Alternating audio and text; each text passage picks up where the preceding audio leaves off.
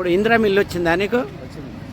ఏమంటారు ఇసుక రేట్ ఎక్కువ రేట్ ఎక్కువ అంటేనే రోడ్ల పోటీ ఇప్పుడు ఇందిరా మిల్లుకు నీకు ఇసుక ఇస్తా అని చెప్పారు కదా?